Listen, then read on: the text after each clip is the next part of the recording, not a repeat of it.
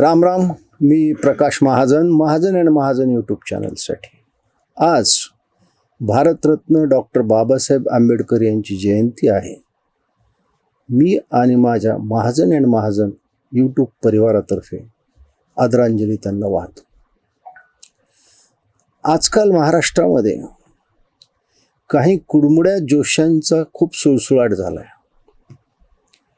म्हणजे ज्यांना स्वतःच्या पक्षात कोणी विचारत नाही, पुन्हा निवडून येण्याची शक्यता नाही, अशी लोक दुसऱ्याच्या पक्षामध्ये काय चाललंय, दुसऱ्याच्या पक्षात काय होणार आहे, दुसऱ्याच्या पक्षात काय झालं पाहिजे असं ज्यावेळेस वक्तव्य करू लागतात त्यावेळेस समजावं की अशा लोकांचा राजकीय अंत जवळ आलेला आहे.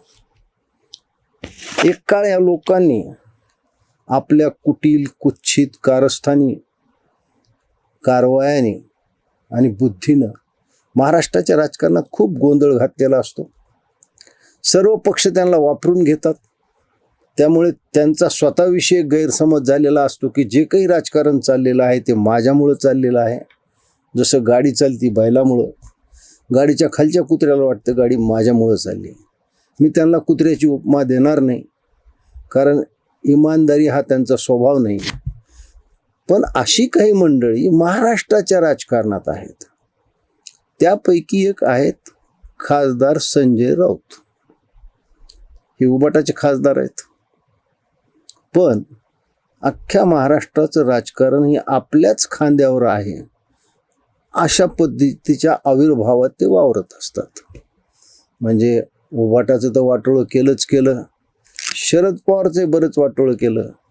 शरद पवारनी यांना वापरून घेतलं, यांच्या नेत्यांनी यांना वापरून घेतलं. म्हणजे फक्त हे वापरून घेण्याकरिताच आहेत. खरं म्हणजे आता यांना राजकीय भवितव्य काय राहिलं? यांच्या स्वतःच्या मालकाला म्हणजे उबाटा पक्षप्रमुखाला विधान परिषदेवर जायचं असलं तर दुसऱ्याच्या तोंडाकडे बघावं लागतंय. तर यांना 2028ला राज्यसभेवर पाठवणार कोण? पण ज्याला आपलं राजकीय भवितव्य काय माहीत नाही ते दुसऱ्याच्या राजकीय भवितव्यावर भाष्य करू लागलेत. म्हणजे हसू येण्यासारखाच प्रकार आहे. अरे तुझं एवढा चांगला भविष्यकार असला असता तर सांग बरं, 2028ला तुला तुझ्या पक्षातून राज्यसभेची उमेदवारी मिळेल का? आणि राज्यसभेची उमेदवारी समजा मिळाली तर तुला काँग्रेसवाले पाठिंबा देतील का? तुला शरद पवार गट पाठिंबा देईल का? कारण दोघांच्या पाठिंब्याशिवाय तू तर काही जाऊ शकत नाही. आता यांनी परवा एक वक्तव्य केलं आणि मला नवल वाटतं की प्रसार माध्यम सुद्धा अशा लोकांच्या वक्तव्याला काय प्रसिद्धी देतात. म्हणजे आधीच ते ह्यांच्या डोक्यात ते वेडेपण घुसलं असतं की आम्हीच काही राजकारणात शहाणे आहोत आणि प्रसार माध्यम त्याच्या शहाणपणाला हवा देत राहतात. आता त्यांनी काय बोललंय ते का फार मोठ्या प्रसार माध्यमाच्या फेसबुकवर आले ते तुम्ही पहा, मी स्क्रीनवर दाखवतोय. पाहिलं?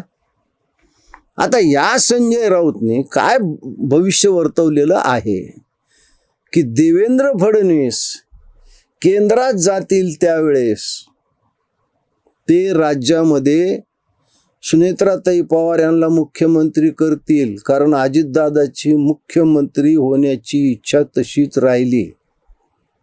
एका प्रसार माध्यमावर ते मनातली गरळ उकून गेले, पित्त बाहेर काढलं. ते काय म्हणले की देवेंद्र फडणवीस दिल्लीत जाताना एकनाथ शिंदेंना डिच्चू देतील. म्हणजे खरी यांची पोटदुखी एकनाथजी शिंदे मुख्यमंत्री होतील का काय? यांना सुनेत्राताई पवारविषयी अजिबात प्रेम नाही आहे, पण असं भविष्य करायचं. आणि त्याच्यातल्या त्याच्यात मला असं वाटतं म्हणजे मी किती देवेंद्र फडणवीसच्या जवळ आहे, मला देवेंद्र फडणवीस त्यांच्या मनातलं सांगतात असं दाखवण्याचा एक तो भास आहे. हे खरं होतं की देवेंद्र फडणवीस आणि अजितदादाची मैत्री होती. खरं म्हणजे माझं ह्याच्यावर वेगळं मत आहे. दादांच्या समर्थकाला ते आवडणार नाही, देवेंद्र समर्थकाला ते आवडणारच नाही. हे दोघंही राजकारणी आहेत. राजकारणाशिवाय यांच्या मैत्रीला काही अर्थ नसतो. त्याच्यामुळे हे जे मैत्री करतात ते फक्त आणि फक्त राजकीय उद्दिष्ट डोळ्यासमोर ठेवून, राजकीय हेतू डोळ्यासमोर ठेवून मैत्री असते. वैयक्तिक मैत्री वगैरे हे तुमच्या आमच्यासारख्या सामान्य लोकांचं असतं, यांचं काहीही नसतं. आता संजय राऊत, तू एवढं सगळं स्वतःला शहाणा समजतो, नाकानी कांदे सोलतो. अरे बाबा, तू एका वर्तमानपत्राच्या संपादक आहेस. तुला हे कळायला पाहिजे की तुझी राजकीय अवकात काय की असं भाष्य करायची आहे. आणि तू कुणाविषयी भाष्य करतोयस? देवेंद्र फडणवीसविषयी. अरे, ज्याच्या मनातलं खुद्द शरद पवार ओळखू शकले नाहीत, तुझ्यासारख्या पामराला काय कळणार की देवेंद्रजीच्या मनात काय चाललंय ते? आणि मला एक सांगा, उद्या देवेंद्रजी केंद्रात गेले, जातील का नाही हा फार वेगळा प्रश्न आहे. कारण भारतीय जनता पक्षामध्ये एक पद्धत ठरलेली असते. ती तुला काय माहिती संजय राऊत? आणि कोणीही, मी अगदी छाती ठोकपणे सांगतो, कुठल्या का पक्षाचा असं ना, त्याला भाजप अपवाद नाहीये. त्याला केंद्रात किती मोठं मंत्रीपद द्या, पण त्याला जर म्हणलं की तू महाराष्ट्रात मुख्यमंत्री होतो का, तो अगोदर महाराष्ट्रात मुख्यमंत्री होईल. शरद पवार 3दा वापस आलेत केंद्रातून. तुम्ही गडकरीला विचारा, तुम्ही मुख्यमंत्री होतात का? ते केंद्रातलं पद सोडून मुख्यमंत्री होतील. आणि मला सांगा, देवेंद्र फडणवीसचं सगळं चांगलं चाललंय, इथं एका राज्याचा प्रमुख आणि देवेंद्र फडणवीस जवळपास सत्ताधारी आणि विरोधी पक्ष सगळेच चालवतात, त्यांना कशाला अवदसा आठवली इथून उठून केंद्रात जायची? आणि तुम्हाला एक माहीत नाही, परवा आसामच्या मुख्यमंत्र्याविषयी काँग्रेसच्याच कोणीतरी मोठ्या नेत्याने वक्तव्य केलं की आसामचे मुख्यमंत्री ते शर्मा काय, हे नरेंद्र मोदीचे दत्तक पुत्र आहेत. अहो, नरेंद्र मोदीनं त्या शर्माच्या अगोदर देवेंद्रला दत्तक पुत्र 2014लाच घेतले. सिनियर दत्तक पुत्रामध्ये देवेंद्र. आणि माननीय मुख्यमंत्री कशाला केंद्रात जातील?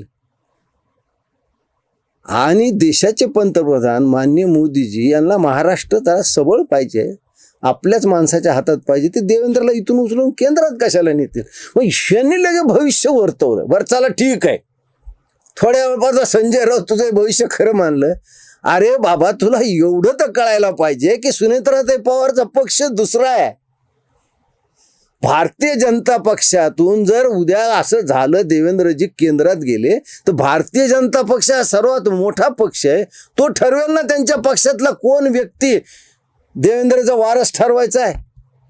एवढे तर काही भारतीय जनता पक्षवाले दूधखुळे नाही आहेत की आपल्या पक्षाचे 135 आमदार सोडून ज्याचे 40 आमदार आहेत त्याच्या माणसाला मुख्यमंत्री करावं. अरे, आपण काय बोलतो त्याचे काही भान आहे का? का आता सकाळी 6लाच घ्यायला सुरुवात केलीस तू? अरे, तुझी राजकीय परिपक्वता नाही आहे, बालिशपणा आहे की भारतीय जनता पक्ष आपल्या पक्षातल्या लोकांना सोडून दुसऱ्या पक्षातल्या माणसाला आणून मुख्यमंत्री करेल. आणि किती मूर्खपणा. तुझी खरी मळमळ काय सांगू का, की तुम्हाला काही जरी झालं ते एकनाथजी शिंदे हे सत्तेवर नको आहेत, बाकी दुसरं काही नाही. आता प्रत्यक्षात तुम्ही काय एकनाथ शिंदेचं वाकडं करू शकत नाहीत. मग स्वप्न पाहता, बोलता की नाही नाही देवेंद्र जातील त्यावेळी सुनेत्राताई पवारला करते. तुला कोणी सांगितलं? मला देवेंद्रजीनं परवा बोलताना सांगितलं की मी केंद्रात गेलो तुम्ही एकनाथजी शिंदेला मुख्यमंत्री करेल. संजय राऊत जाऊन विचार देवेंद्रजीला. अरे, काय बोलतो तू? संजय राऊत, मी तुला तुझं भविष्य सांगतो की 2028ला तुला उबाटा राज्यसभेला तिकीट देणार नाही. आणि तू एकनाथजी शिंदेच्या पायापाशी येशील आणि हात जोडून म्हणशील की एकनाथजी शिंदे मला राज्यसभेवर पाठवा, हे माझं भविष्य सांग. याच्यावर तुझं काय म्हणणं आहे ते? आणि पुन्हा माझा प्रश्न तर राहिलाच, कोण बाई होती तिनं तुझी कॉलर धरली? धन्यवाद.